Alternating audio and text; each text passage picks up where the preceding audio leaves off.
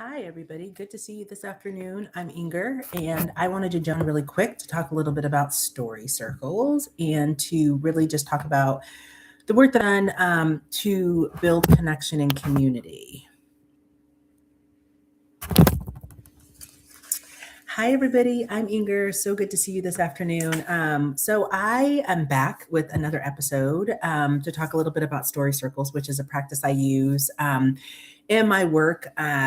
And I wanted to just jump on and talk a little bit about our story circle prompt, our deck of cards, story circle conversation prompts, and to kind of just talk a little bit about the card deck itself and the work that I do. So I work at a school district. I've worked there for almost 5 years. I love the work I do. And I have primarily been focused on working with communities in school districts. So think staff, students, and staff.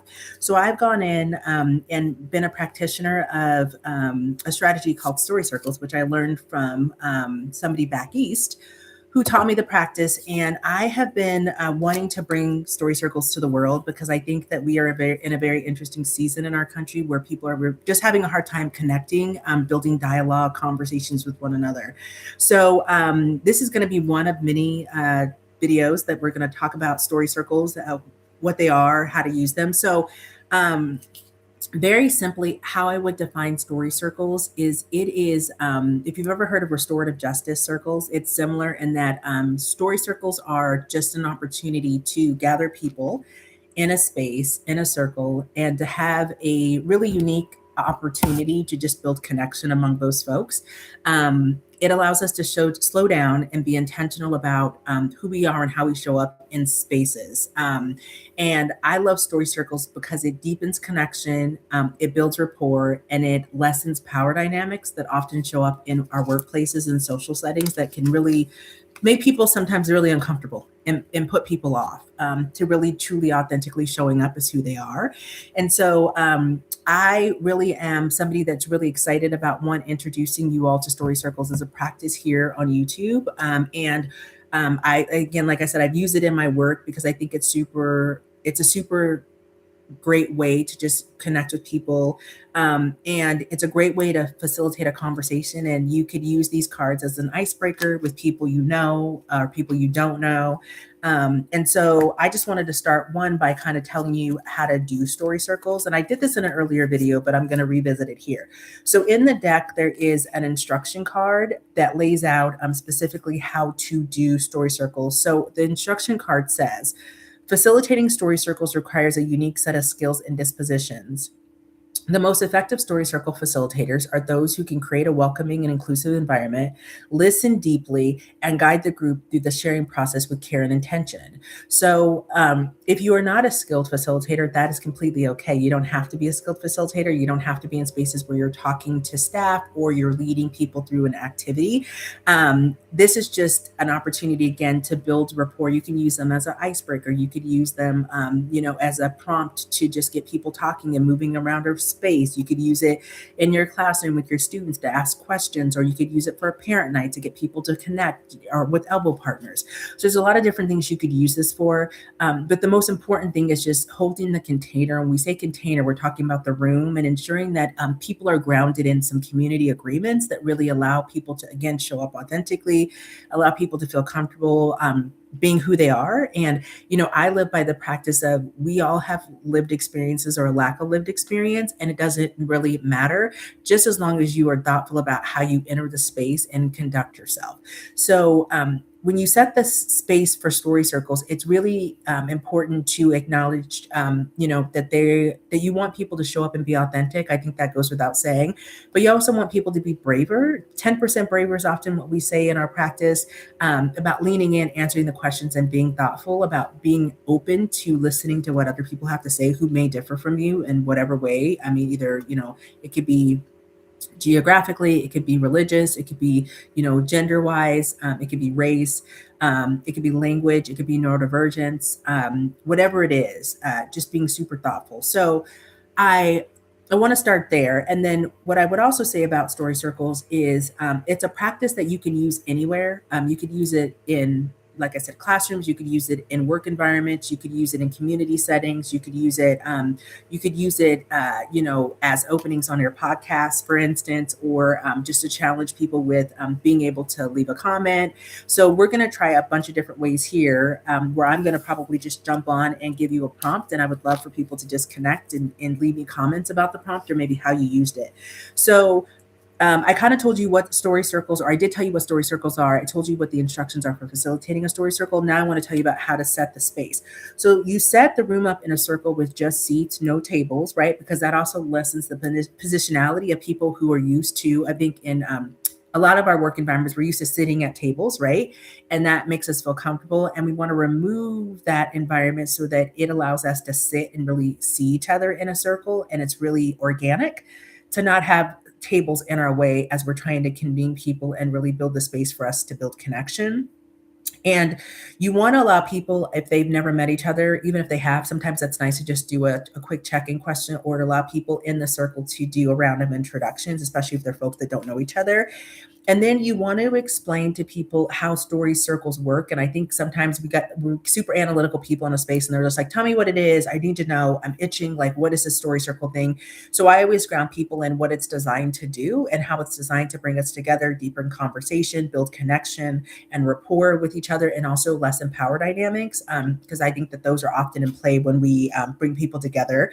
I think as human beings, we're always sizing each other up, and so I think that this often leaves that sort of at the door. And then we want to talk a little bit about what grounds the space is what we call a talking piece. So you don't do story circles without a talking piece. So you need to bring something into the space to facilitate the conversation and moderate the conversation, so that people know that only the person holding the talking piece is the person that's talking and responding to the prompt. And then that brings me to the next point, which is you are going to introduce a prompt. And in this card deck, there are 95 prompts. So you could pick a prompt from a bunch of different areas. So this one is diversity and inclusion. One is equalizing power dynamics. Another one is team and collaboration. And then we have empowerment and advocacy.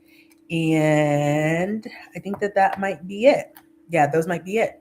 So we've touched on them all. So you would just pull a card deck from this specific teamwork and collaboration. Sorry about that. So those are the five. So the five are equalizing power dynamics, diversity and inclusion, empowerment, teamwork and collaboration, and empathy. And empathy, right? And we could all use a little bit more empathy right now. So those are the 5 areas in the card deck. And you would select one prompt. You would read it aloud to the group or write it up. I often find like it's important sometimes to put it on a slide or to write it up on a board where people could see it. And then you want to allow people to understand that when you tell a story, you tell a story. And the way the prompts are written is in a can you share, or would you share, or tell us a time, or they're all written in a way that would elicit a story from somebody. So it's really nice that like the way they're written, you could enter really gently with somebody who may be a little uncomfortable, maybe, telling all their business to people they don't really know that well. So for the intro, I would just be really thoughtful about the type of story circle prompt that you pick. And I would just think about picking one that's a low barrier to entry, so to speak, from the very beginning, and then build from there. So with that said, you're setting the room in a circle. You're allowing people to do introductions with names, etc. You are explaining the use of a talking piece for the moderation. Only the person holding holding the talking piece is speaking at the time. You're also speaking to, you start on the left because the left is where the heart is. And we like to ground people and just being really thoughtful about what energy they bring into the story circle. And then you want to introduce the prompt and you want to read it aloud. And then you want to just let people know that they have about 1 to 2 minutes or 2 to 3 minutes, depending on your time frame, to answer the prompt. And some people are super quick and other people take a super long time. It's up to you how you moderate it. You just want to be thoughtful about it. If you have an hour, you've got 20 people, you've got enough for an intro of what Story Circles is, giving them an introduction to themselves around the circle, and then getting into the prompt and then closing it out. So I'm just going to give you, a couple of examples of things, or of a couple of these story circle prompts. this deck that I've put together called Story Circle Conversation Prompts, 95 conversation prompts. So so one of the things, so this one is empathy. And this might be a low barrier to entry one. It says, what's something about your life that brings you joy, right? That's a really like nice, easy one that maybe you could use. And then this one is around empowerment and advocacy. It says, how do you use your voice to create change? That's another nice, easy one. And I didn't shuffle these in advance. So I just pulled these so I could read them to you here.